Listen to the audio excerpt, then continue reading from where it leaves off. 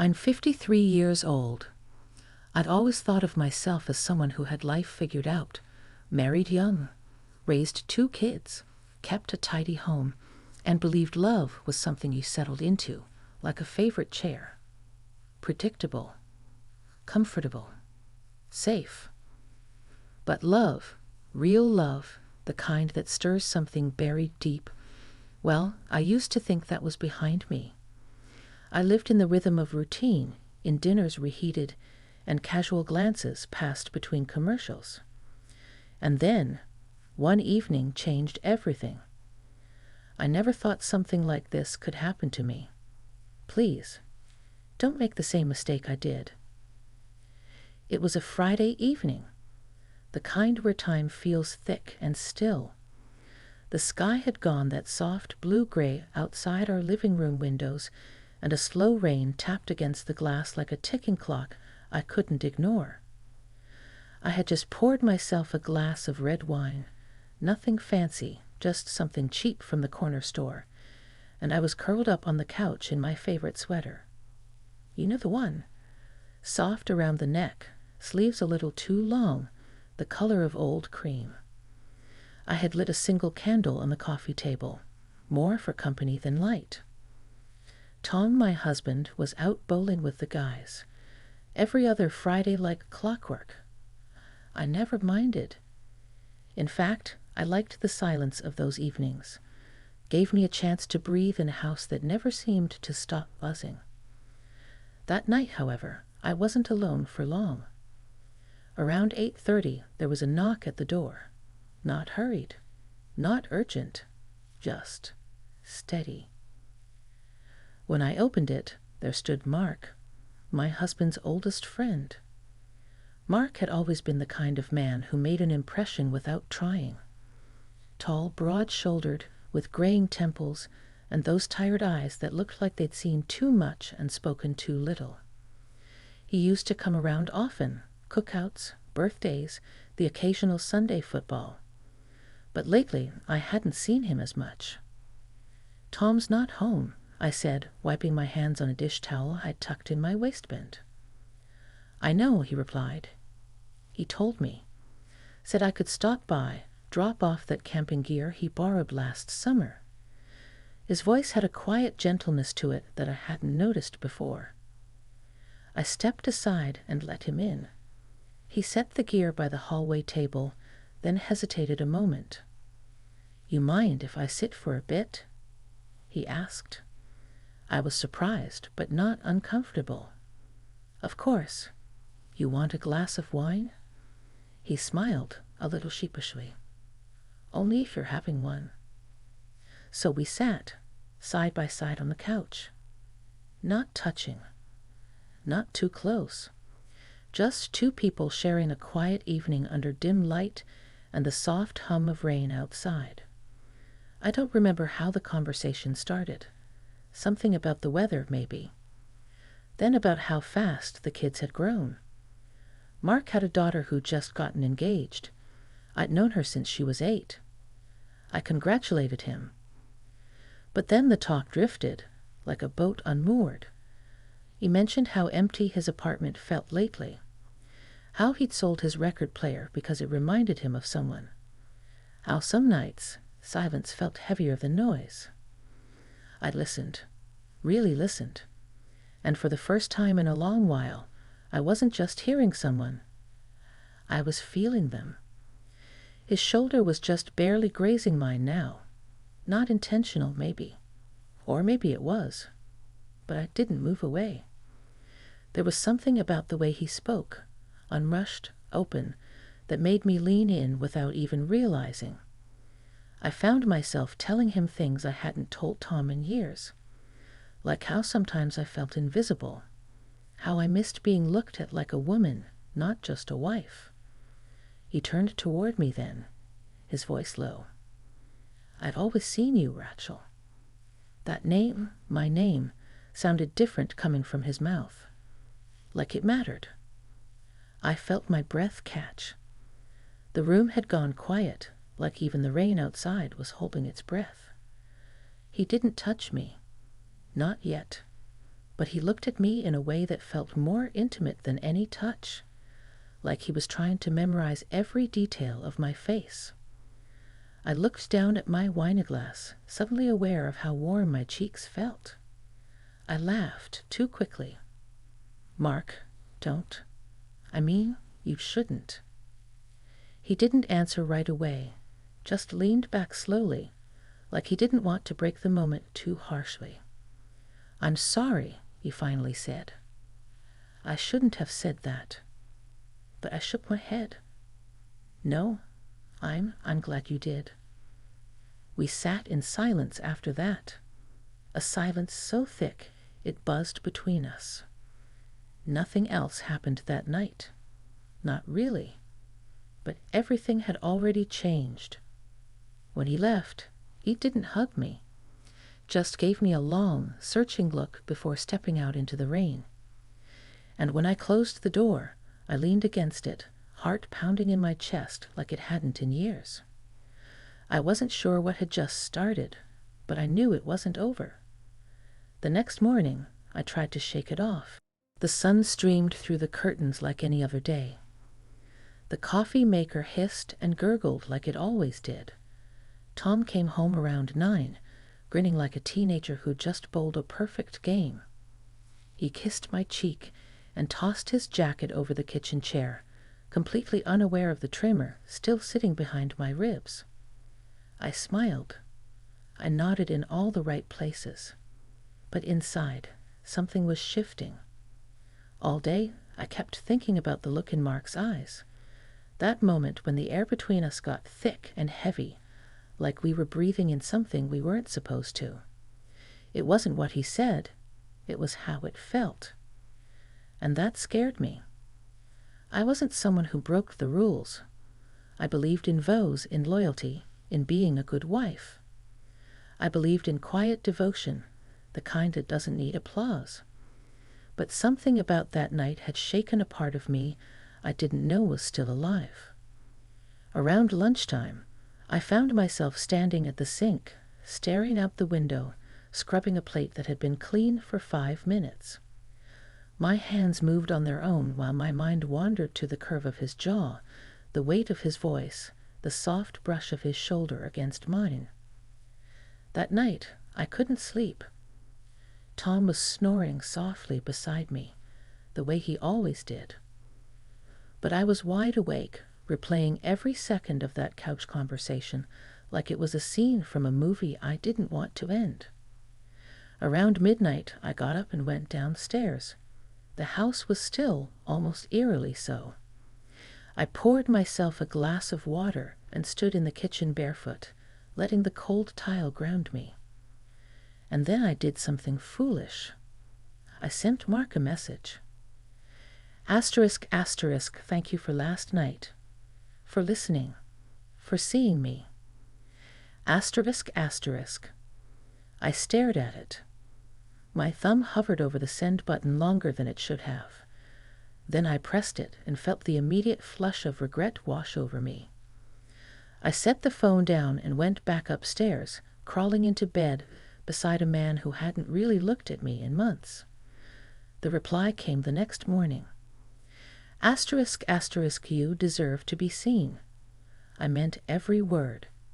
If I crossed a line, I'm sorry. But I can't pretend I didn't feel something. Asterisk, asterisk.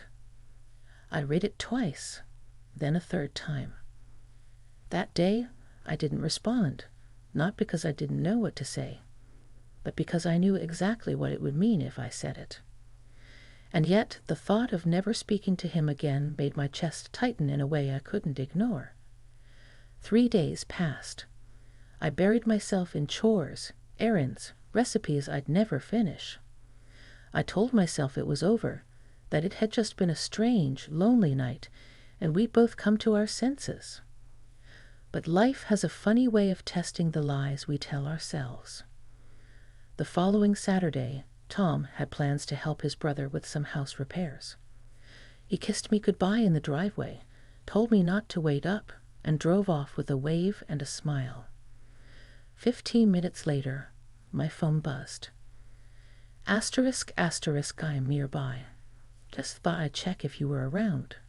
No pressure. Just missed talking to you. Asterisk, asterisk. I stared at the screen. My heart started to thud against my ribs again.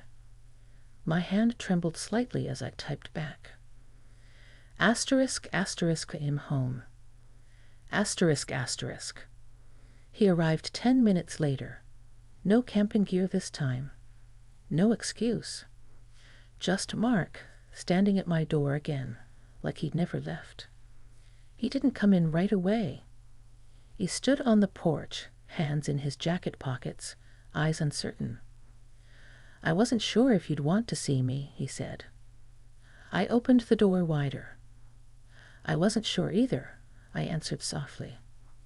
He stepped inside, slowly, like he was entering something sacred, and in a strange way he was. We didn't sit on the couch this time. I made coffee instead. We stood at the kitchen island, the silence between us not uncomfortable this time, just full. Heavy, yes, but honest. After a while, he reached across the counter and took my hand. It was warm, steady, no words, just that simple, deliberate touch. I didn't pull away.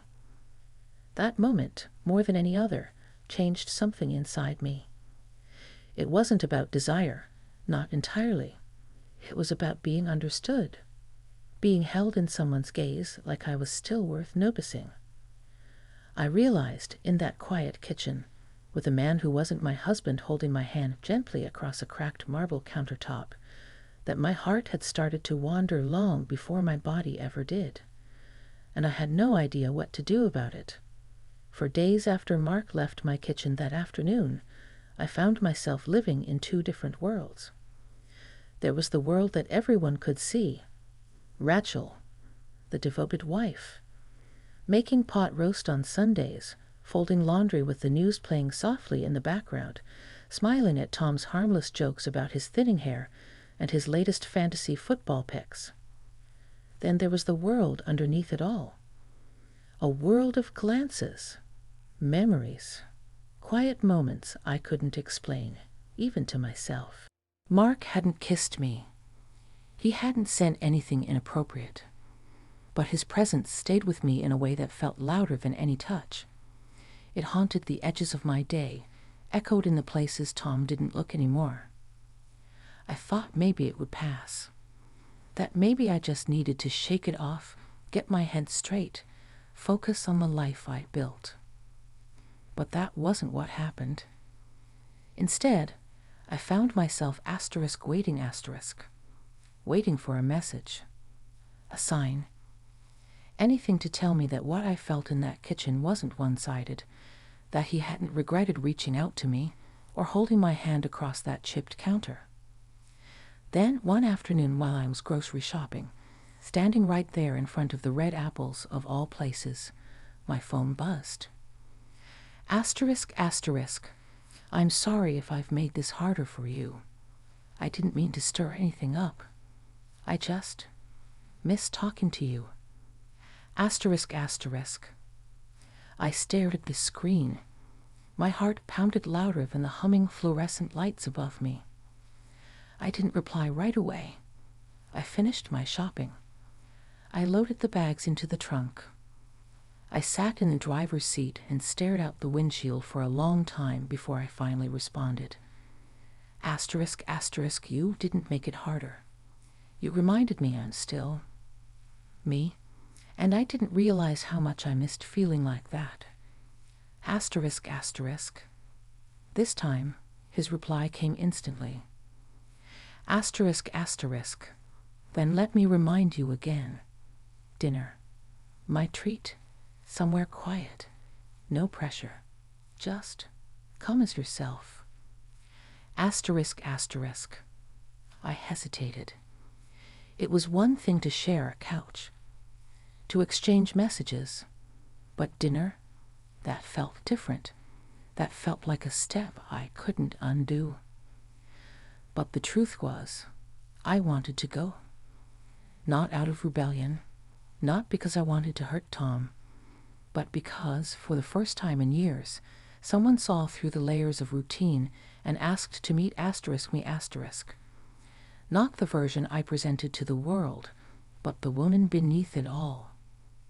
So I said yes. We met at a small Italian place tucked into a quiet corner of town. Dim lighting, real candles.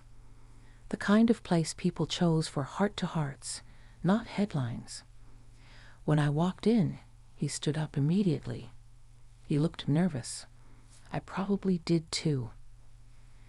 But then I saw his eyes soften, and I exhaled something I didn't realize I'd been holding in. The dinner itself was gentle, honest. We didn't flirt. We didn't cross lines. We just talked. About the lives we thought we'd have. The roads we never took. The people we once were. At one point, over a second glass of wine, he reached across the table and touched my wrist lightly. "You carry so much," he said softly. "I see it in your eyes, but you don't have to." That nearly undid me. No one had said something like that to me in years, maybe ever. After dinner, we didn't linger. He walked me to my car, hands in his pockets again. The wind tugged at my scarf, and for a moment, I let myself imagine leaning into him just to feel how safe his arms might be. But I didn't. Instead, I turned to him and said, "I don't know what this is, Mark, or what it means." He nodded, eyes steady on mine. "Neither do I, but I know it's real. And I know I'd rather face the confusion with you than keep pretending it's not there." He didn't ask to come home with me. He didn't need to. Because what passed between us was already far more intimate than anything physical. That night, I drove home with tears in my eyes and 1,000 questions swirling in my chest. But for the first time in years, I also felt awake and terrified. Because I knew I was standing at a crossroads. And no matter which direction I chose, nothing would ever be the same again. The morning after dinner with Mark, I stood in front of the bathroom mirror longer than usual. I looked at myself, not just at the lines etched into my skin or the soft wear of time around my eyes, but at the woman inside them. The woman I had forgotten. The woman I had buried beneath years of compromise, routine, and silent ache. Tom was downstairs, sipping his coffee and scrolling through his phone. The same morning ritual for almost 20 years. He didn't look up when I walked into the kitchen. Didn't notice the red in my eyes, or the way my hands trembled slightly as I reached for a mug. But how could he? I had become so good at hiding the parts of me that longed for something more. We sat in silence, broken only by the occasional clink of his spoon against his cup. I wanted to speak, to say something that might start to peel back the walls between us, but the words caught somewhere between guilt and fear. Later that day, Mark sent me one final message. ***, don't want to be the reason you're in pain. You don't owe me anything, Rachel. But I hope you know now what you're worth. I hope someone shows you every day. ***. And just like that, he let go. No pleas, no pressure, just honesty. I didn't reply, not because I didn't care, but because I cared more than I knew how to say. Over the next few weeks, I pulled back from him. Not because the connection had faded, but because the weight of it had grown too real. It made me look at my marriage with different eyes. It made me ask hard questions. And the hardest question of all was this. If I had felt truly seen, truly loved, would I have ever let Mark in at all? The answer shook me. So one evening after dinner, I turned off the television and sat across from Tom. He looked at me surprised. "We need to talk," I said. It wasn't a dramatic confession. I didn't throw accusations or tears. I just told him the truth. About how lonely I had felt. About the distance between us. About how I had let another man remind me that I was still alive, still visible, still worthy of something more than polite silence. I didn't tell him everything.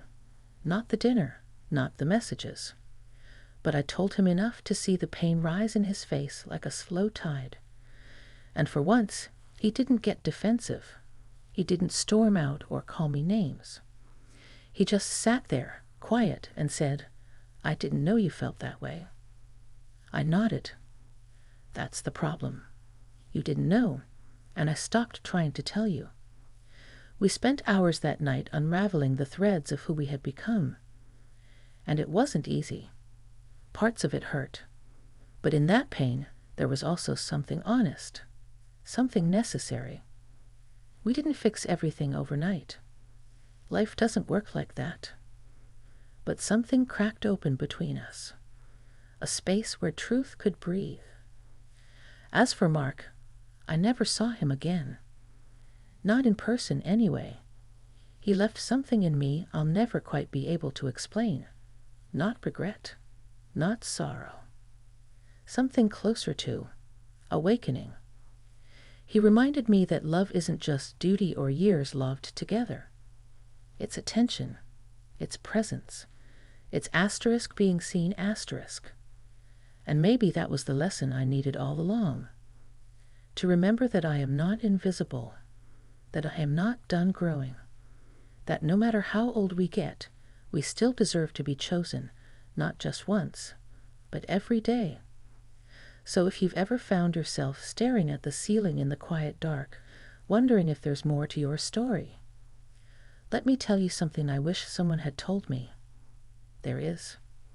But sometimes it starts with being honest with yourself about how much you've settled, and how much more you still deserve.